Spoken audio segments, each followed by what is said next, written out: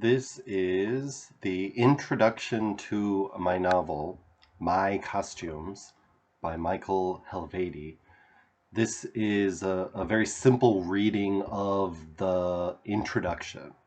There's also a video that should be linked below, and I give commentary about the introduction and maybe share some rough drafts of the introduction, talk about where the ideas came from. So if you're interested in that, look for the link below. But here is the introduction. Buses in Korea are like football players, linebackers breaking through a never-ending opposing line, turning corners with reckless abandon, shoving their way through traffic and backing down other vehicles. They whip across multiple lanes of traffic, and from the rightmost lane, they blast through the red light like an end zone. Wearing a big, brilliant numbers, each runs its own route down the field. Yellow 11 runs tight patterns, dropping people in their neighborhoods. Green 88 zigs and zags down the field, connecting towns and villages. And red 1004 goes deep. Every play is a Hail Mary into Seoul. In the now of writing, I'm hunched over a notebook on Green 88, loving my Korean driver for his aggressive pedal work. He turns the wheel like a ship captain cresting waves at sea, battling a squall. Everyone is silent, respectful like worshippers at church, while I watch the action outside the bus with stunned, awed appreciation. So many close calls, everything blurring by outside. My pen is also a blur, scribbling these exact thoughts in the summer of 2006. A sentence later, a few months later, I shove pen and notebook into a frayed blue backpack and tumble out of the bus. Crossing a street in the winter, enjoying my feet beneath me, I hate the bus. No crosswalks are safe.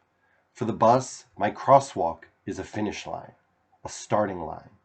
It wants a head start, pushes me off my safe crosswalk and into the street as it creeps forward, almost runs me down while screeching to a halt.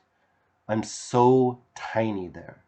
The bus has giant, shining letters, symbols that tell strange stories about origins and destinations, but my deciphering is slow and the bus is fast.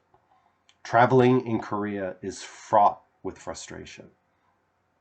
As stressful as the buses can be, the cars are worse. Like the Korean people themselves, their cars are usually dressed in black, and they're small. Despite their size, or because of it, they shove through traffic. They take turns at breakneck speeds, shift lanes without warning, and ignore any and all road signs. There's no slowing down for pedestrians, unless there's no other choice. There's very little personal space in Korea. Everything is small, narrow, crowded. I can deal with the crowds of people pushing me, cutting in front of me, stepping on my toes. I cannot tolerate cars doing the same. Sometimes they get too close when I cross the street. Let's be honest. Most of the time, they get too close. Bumpers halt, and I can feel heat radiating off their hoods. Drivers swerve to avoid me, and I pull back. I must watch out for my own body, toes and fingers, all the appendages, because they've done me the courtesy of swerving. To retaliate, I stare them down, swear at them. Time folds like an origami crane. I'm swearing at myself. Two versions of me, divided by a year, face off in the street. One on foot, the other behind the wheel of an oversized white roller skate of a car. 25 years old, I'm about to start my first ever tutoring session. Nervous and rushed, I'm driving unfamiliar roads, cutting off other cars and blaring my horn. My temper is like Korea's monsoon season, with storms every day, pelting anger that never lessens. There's no adventure here. I fought against tutoring for years, turned parents down politely when they asked. Give me a crowded classroom where I can cavort or act the fool, and I become a performer upon a stage. but sit me in a cramped room for an hour with a single wide-eyed student, and parents might see through my act. They might finally realize that I'm not the teacher I pretend to be. Idling in traffic on my way home, daydreams overtake me. I'm a demigod, charged with maintaining order on the roads. With unquestionable power and authority, I toss tailgating cars from my path, fill hesitant drivers with confidence to tap the accelerator a little harder. A second later, I'm 36, going to teach Katie. Her brother, Peter, and I whittled away 4 years of private tutoring, discussing anime, the latest movies, every moment of every weekend, family vacations, and his latest Gundam kits.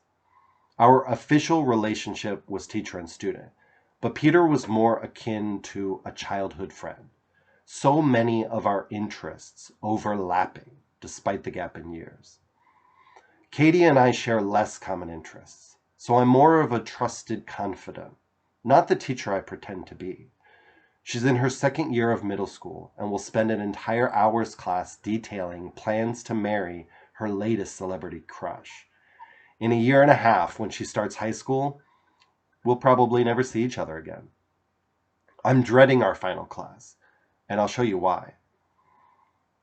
I want to grow my leg hair, Katie announces as I'm lowering myself into a white wooden chair from her dining room.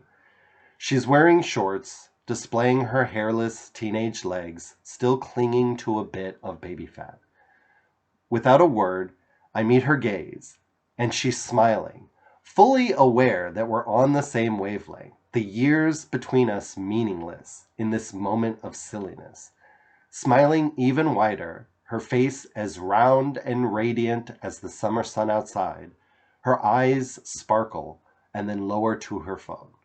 Her legs shake as she taps Korean characters into the translator app.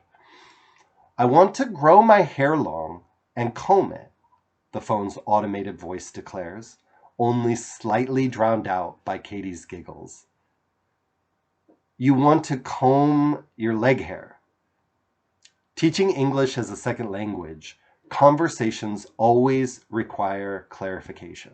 Simple ideas need to be examined under a microscope. Instead of answering, Katie continues tapping Morse code into her phone. Yes, comes the answer from her phone. She knows how much I love this joke, supplying simple answers with her phone, and she's been running it into the ground over the past month. So, you want to grow your leg hair long so you can comb it.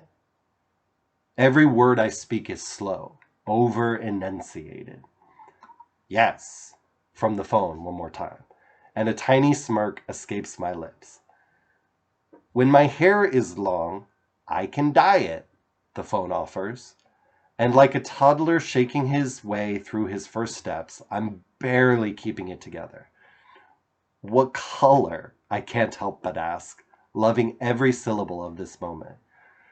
I don't know, maybe yellow or green, Katie speaks, forgetting to use her phone's translator here at the climax.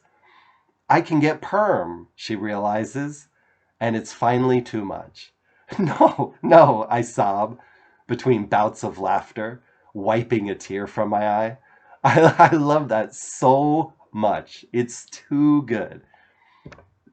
Katie and her brother took the work out of tutoring. Driving to their apartment in an elephantine black van, I sing all the English words in the latest K-pop songs, throw in a smattering of the meager Korean I can manage. Driving no longer feels like a chore.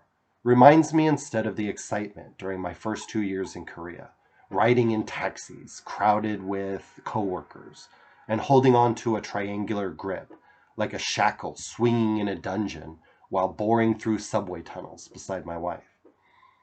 Traveling in Korea is fraught with frustration, but adventures wait patiently, like apricots ripening in sweltering summer heat.